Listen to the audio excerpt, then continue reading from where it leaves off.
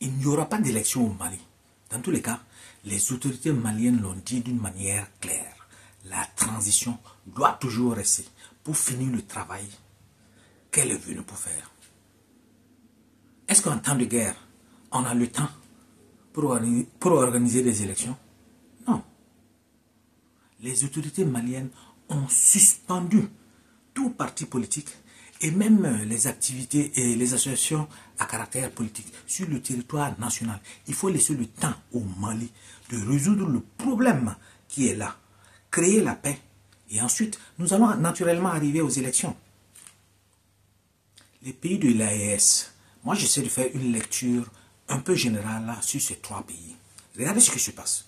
Au Burkina, on annonce, la transition dit, les autorités de la transition disent que la transition encore n'est pas finie. Et on continue naturellement.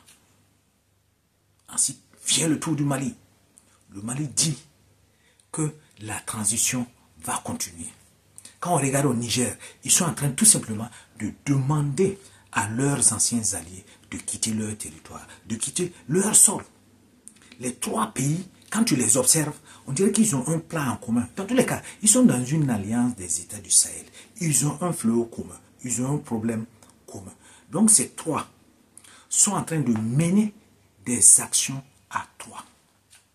Le Burkina s'est libéré de tous ses alliés qui étaient là, qui faisaient une coopération pour lutter contre justement ce terrorisme qui n'a jamais été résolu quand ces acteurs-là étaient présents. Le Mali, même chose.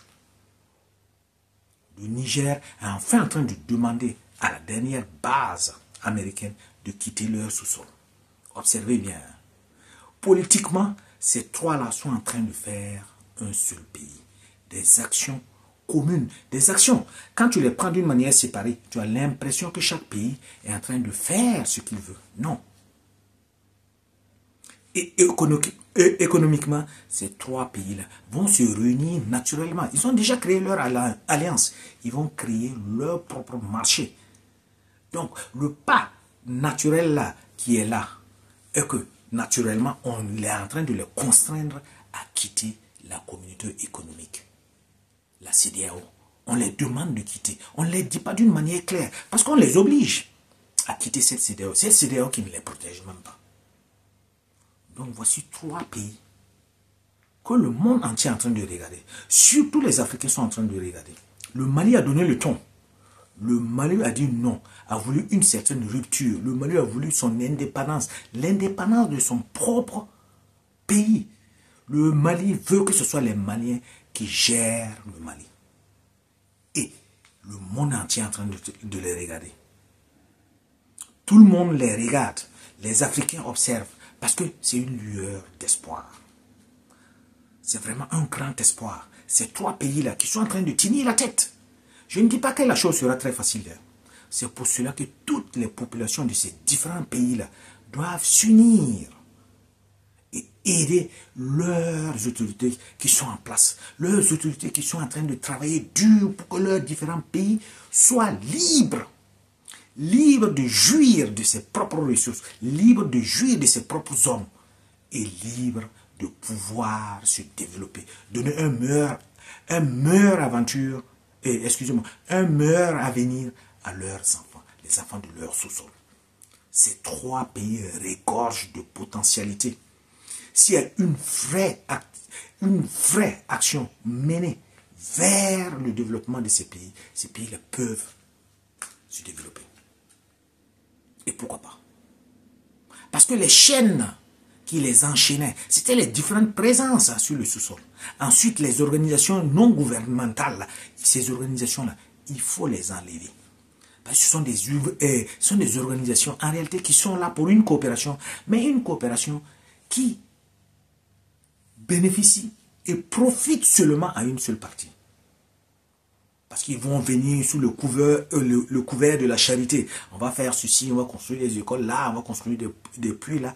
Mais c'est eux-mêmes les premiers acteurs qui relaient l'information à leurs différents pays. Qui relaient l'information à l'Occident pour qu'on puisse savoir exactement comment faire pour mieux nous enchaîner. la chaîne économique qui est sur place, il faut doucement pouvoir la dégommer. Parce que cette chaîne économique, c'est très difficile de pouvoir s'en sortir facilement. C'est vrai que par la monnaie, nous sommes déjà enchaînés. On peut trouver des actions, des solutions pour sortir de cette monnaie. Et de la manière que je suis en train de regarder les différentes convergences, ces trois pays-là vont sortir de cette monnaie, la monnaie, le CFA, qui les tient toujours en bas. Ils vont sortir de cela et créer leur propre monnaie. Si, ça c'est très bien. Maintenant, les différentes structures sociales qui sont là, c'est là qu'il faut les reprendre en main.